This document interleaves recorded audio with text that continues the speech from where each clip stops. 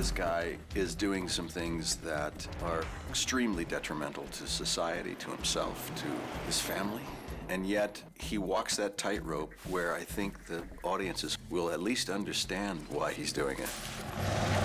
Breaking Bad is a show about what happens to somebody when they're pushed to the edge. He goes from a kind of a mild-mannered guy who hasn't really taken a lot of chances and risks to a powerful, risk-taking guy who breaks to the bad side. It's a Wolfman story. It's a Jekyll and Hyde story. It's a story about a guy who is a caterpillar and we're turning him into a butterfly, a meth-cooking butterfly.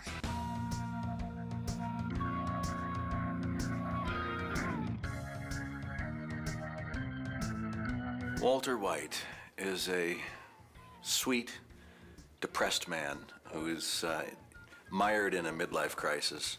Happy birthday. He has a beautiful wife that he loves, and they have a 16-year-old special needs son with CP. How does it feel to be old? How does it feel to be a smartass?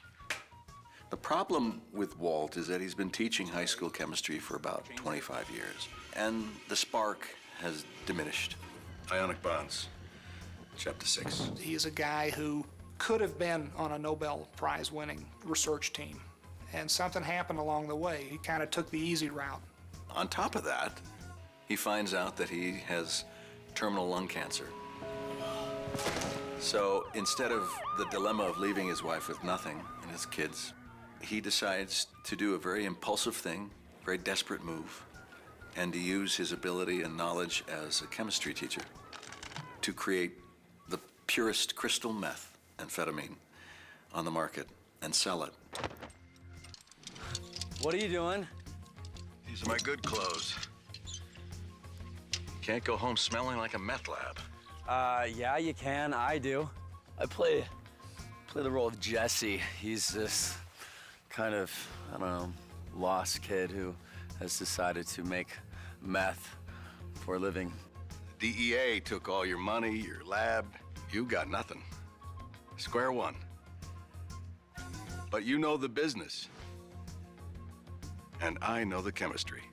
Their characters are so different, but they've gone into this thing together, and they can't get away from each other now.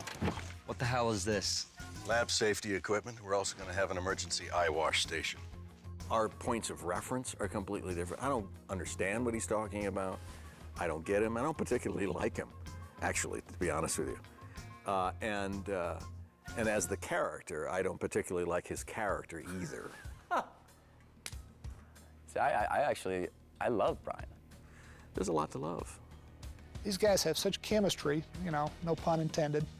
They're so much fun to watch. They're so much fun to write for. Bryan Cranston and Aaron Paul are the odd couple for the 21st century. Did you learn nothing from my chemistry class? No, you flunked me. Remember? We're so opposite. We're on completely different ends of the spectrum. He's very orderly, and I am just kind of fly by the seat of my pants. Aaron has really, I mean, we're just thrilled to write for him.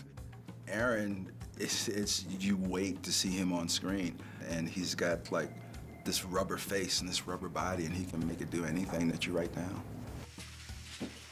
Oh, this is a good look for you. Oh yeah, work it. Could you shut up and help me? There's a lot of humor in it. With every good drama, you have to have a certain healthy dose of comedy to offset it so it's not so morose. God. The minute I read the script, the writing was so dark, so funny, so unique. I loved all the characters. What the hell is this? Damned if I know. I described it as mosaic folk art. Well, a lot of the humor comes from the situation of having a character who is the complete fish out of water. He's a guy that has no experience in crime, very straight-laced guy. I mean, he's a high school chemistry teacher.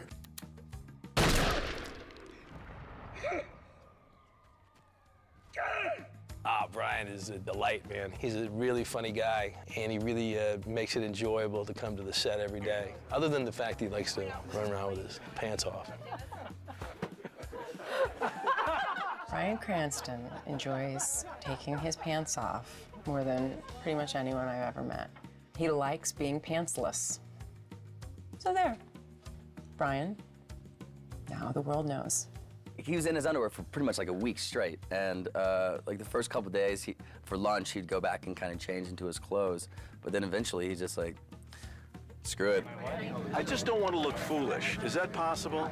Well, can you prevent me from looking foolish? This is the second series in a row that I've been in tighty-whitey underwear. Well, And I'm beginning to think that that's what America wants to see. God bless him. I sure as hell wouldn't do it. Hey, Mark. You're an artist. It's a damn shame. Wait. Listen to me. I'll teach you my recipe. Huh? What do you say? You want to cook like me? Cut. Very nice. I think that Vince Gilligan is probably one of the most brilliant writers I've ever worked with and speaks with a very unique voice. I love that when you meet Vince, you would not think that this was his show. He's this high-pitchy from Virginia, and he's just a sweet guy, and he talks like your little goober pie. But he's got some twisted secrets going on deep inside of his psyche. That's what's so strange. Like, Vince is this kind of kind-hearted person, but he writes some up. We look how we look and we think how we think. The weird thing is, when I come up with these stories, I don't really think of myself as, I don't really think of the stories as being that out there. He's such a gentleman, he's so nice. And then sometimes you just get to a scene and go, oh my God, I can't believe that just happened. Wipe down this!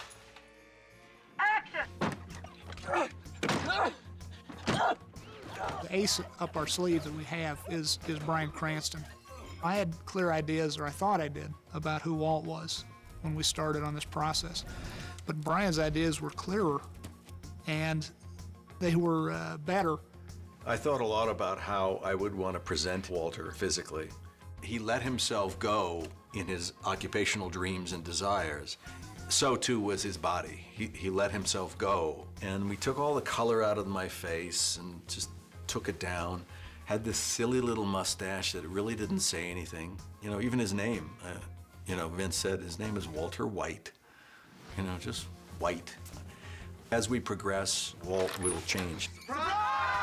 He starts out as the most bland, ordinary milquetoast guy in the world, and then he starts to come to life, and we end up in green, which represents life to Walt. You are not how I remember you from class. I mean, like, not at all. We've treated this like a feature film.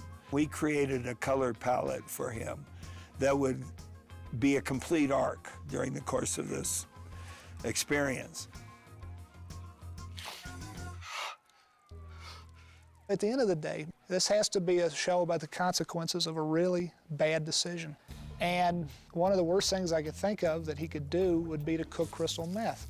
I do not think that it glamorizes crystal meth at all. I think it shows it in its absolute truthful form. And it's not pretty. This is an evil, awful drug, crystal meth. This is glass grade. And it creates a tremendous amount of damage to society. And it's not something that Walt was able to even listen to at that point. He wasn't capable of looking and thinking long term. But in our series, we will show the effects of what crystal meth does to a person, to a family, to a society. And it's going to be heavy at times. But I think it's where we have to go. No, we only sell it, we don't use it. Okay, since when? The audience doesn't have to agree with anything Walt is doing, but they have to understand why he's doing what he's doing. It's a tremendous challenge, but hopefully audiences will like the man that he was and battle within themselves the man he's becoming. If you have sympathy for him as a human being, you can hate his choice, but maybe you can kind of understand how he would come to make that choice. It's not about guilt or innocence. Walt is guilty, and we know that. And we don't sympathize with him. We know he's wrong in what he's doing. But in a lot of ways, we empathize with him because he is like us. I wanted a character who was just a very square dude, a very straight arrow kind of an individual. I wanted to see Dr. Jekyll turn into Mr. Hyde. You know, I wanted to see Lon Chaney Jr. turn into the werewolf. What if we take, you know, Mr. Chips and turn him into Scarface over the course of 40 or 50 episodes?